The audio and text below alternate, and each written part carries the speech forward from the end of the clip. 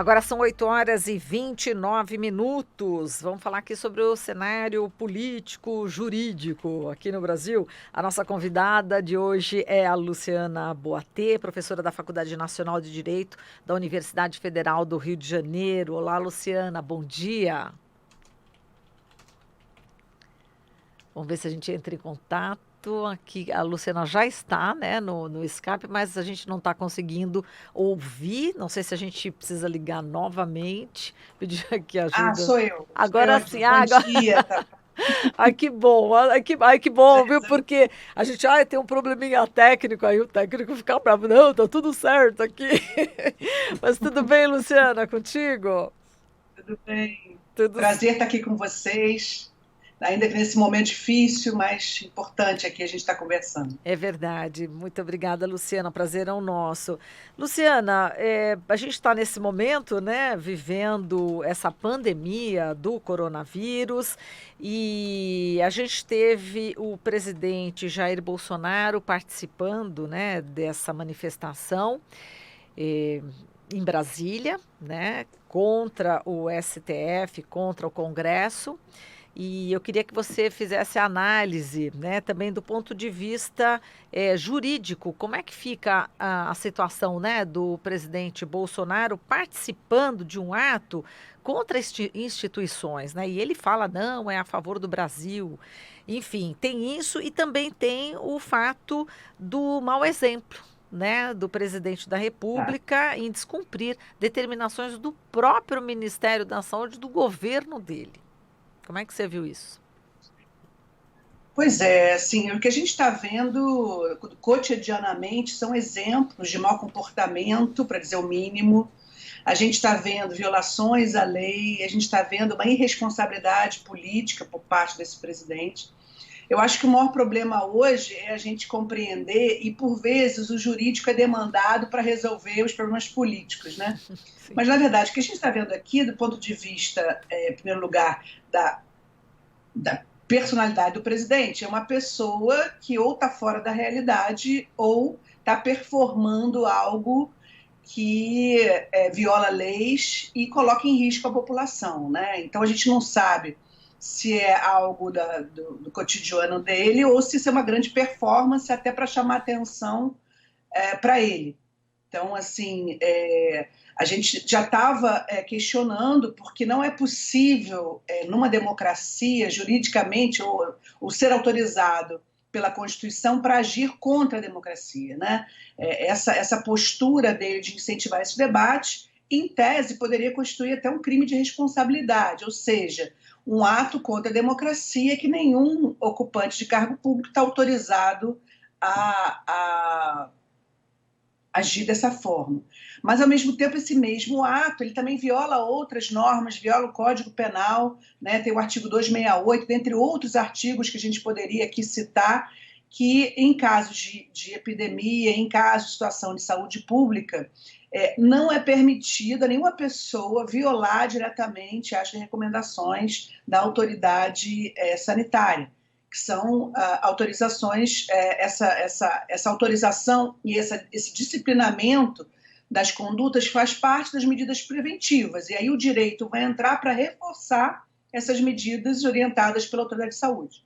Só que aqui o que a gente está vendo é o presidente, de alguma forma, contrariando o seu próprio ministro, porque hoje quem é a autoridade que está direcionando, que está guiando, que está orientando a população é o ministro da Saúde. Então, como até foi mencionado aqui, esse exemplo E, para mim, hoje, o que está em jogo, mais do que uma questão de mera violação à norma, até porque essas questões jurídicas dependem de acionamento de autoridade, o que é mais grave aqui para mim é esse mau exemplo dado pelo presidente. E o que isso pode trazer de retrocessos nessa campanha correta. O Ministério da Saúde de Bolsonaro está agindo corretamente, mas o nosso presidente, infelizmente, não está, na minha avaliação, ele não está à altura do cargo. A gente não consegue nem esperar que ele se comporte como um estadista, porque ele está fazendo, se comportando feito um adolescente incomodado com as limitações que alguém colocou para ele. Ele diz que não precisa cumprir. Exato. Inclusive, a bancada do PSOL vai denunciar Bolsonaro junto à Organização Mundial da Saúde, né, pedindo providências. E realmente, enfim, essa atitude tem impacto, sim, na área da saúde, né? Quer dizer, tudo se mistura, não é isso, Luciana? A questão política que interfere na saúde, enfim, não tem como desassociar, né? Exato. E é nosso papel cobrar do presidente uma postura digna, ou seja, a gente não está brincando, ninguém está aqui.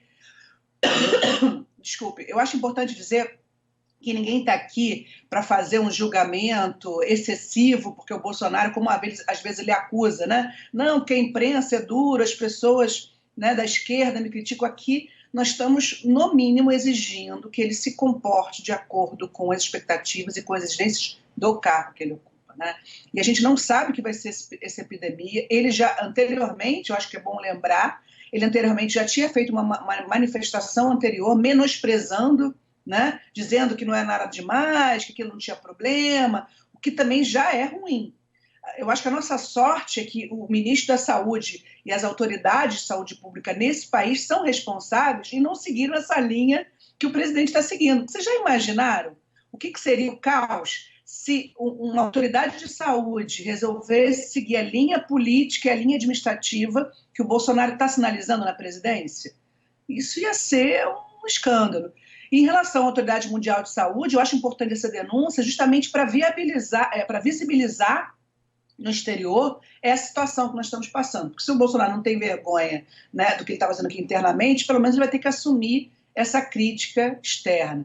Mas, ao mesmo tempo, eu acho que o ponto aqui, que eu espero que a gente consiga nesse momento trabalhar, que eu acho mais importante, é a defesa do SUS, é a defesa da saúde pública, é a gente conseguir, justamente, eu acho que a esquerda tem essa responsabilidade também, de trabalhar com a questão de propor medidas efetivas de defesa do Sistema Único de Saúde, de defesa dos trabalhadores, inclusive aqueles não formalmente que estão sob a proteção da Previdência. Eu acho que a gente tinha que estar reunido hoje para pensar que modelo de bem-estar social, de proteção, né, da sociedade, não só esse momento, mas esse momento do coronavírus é o ápice que a gente já viveu, como a gente precisa de um estado de bem-estar social, como a gente precisa fortalecer o SUS, a saúde pública, proteger os profissionais de saúde absolutamente vilipendiados nesse país, com baixos salários, com uma estrutura de trabalho que não está à altura desses profissionais, que são profissionais importantíssimos.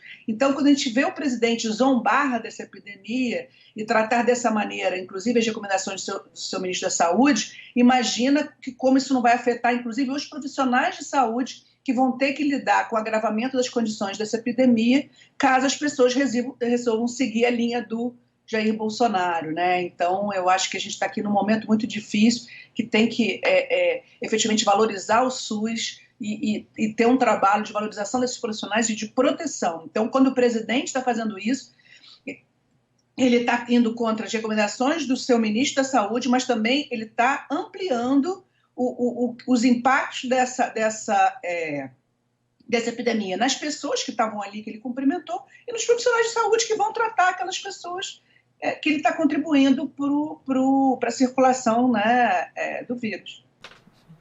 Agora, Luciana, em meio à epidemia, né, de coronavírus, a gente tem grupos sociais que são mais frágeis que outros, entre eles as pessoas que estão no nosso sistema prisional. E, inclusive, a Pastoral Carcerária pediu ali libertação de presos em situação mais frágil já na semana passada. Você acha que esse é um momento, já que as condições do nosso sistema prisional são muito ruins, são péssimas, e ali as pessoas já morrem com doenças evitáveis, como tuberculose, seria a hora da gente passar a cumprir a Constituição, a Lei de Execução Penal e libertar, principalmente, as pessoas que estão em prisão provisória, por exemplo?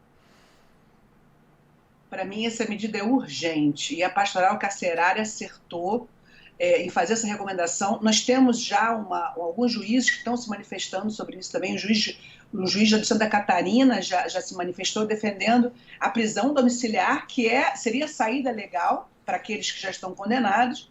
Em relação aos que estão presos provisoriamente, na verdade, a Constituição já indica que eles não deveriam estar presos. O Brasil, como a gente sabe, prende muito, prende mal, e precisa, de fato, está aí preocupado porque o que às vezes as pessoas não entendem é o seguinte: se a gente está recomendando, vocês devem ter visto na Itália, né, os ouvintes devem estar lembrando de algumas imagens que passam na televisão da Itália, que eu achei tão interessante, no supermercado, do 1 metro, que as pessoas têm que manter afastadas uma das outras para evitar a epidemia.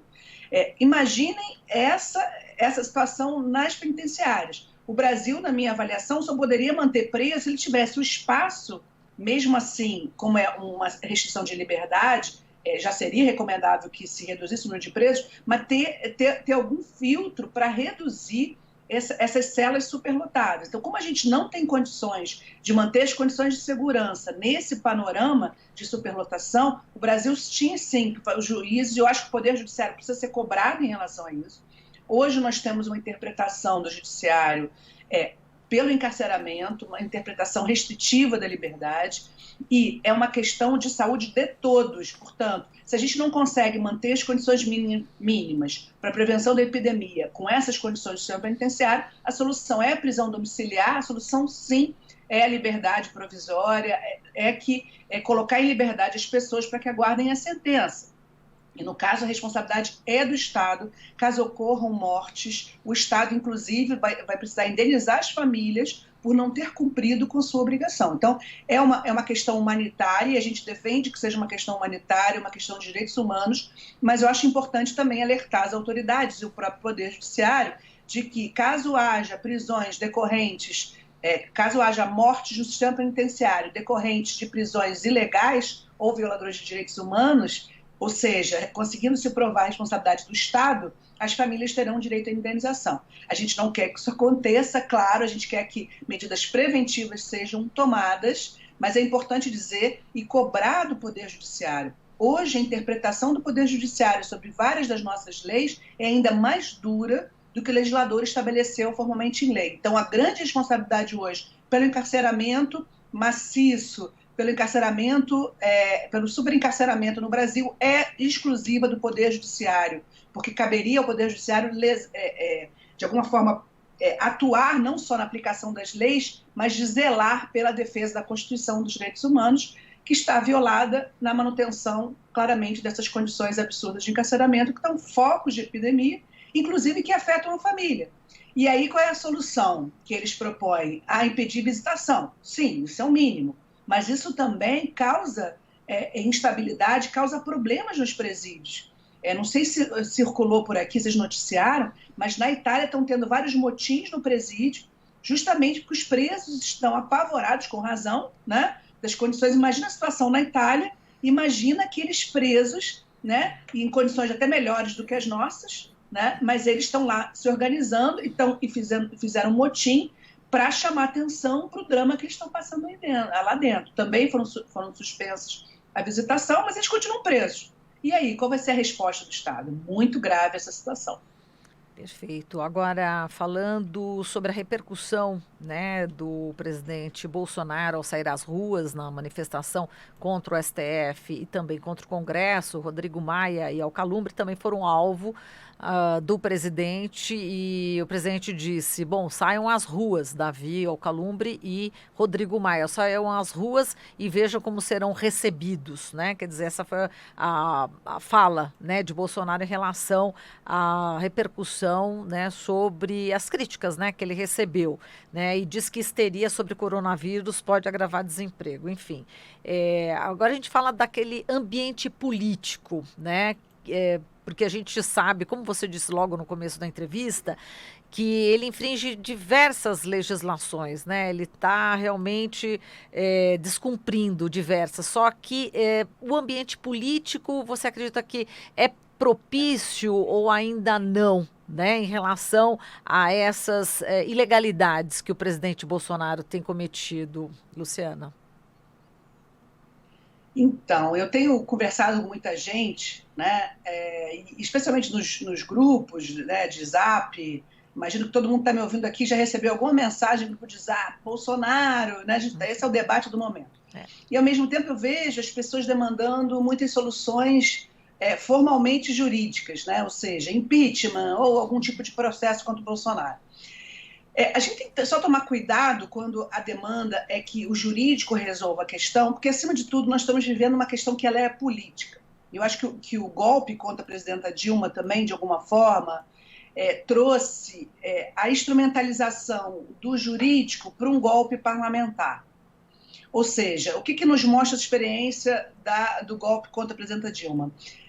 Isso nos mostra que não é a questão formal jurídica que movimenta a máquina política, mas o jurídico pode ser instrumentalizado quando há, né, uma conjuntura política que facilite essa ação. Então, vejam, o Bolsonaro, mais motivos do que...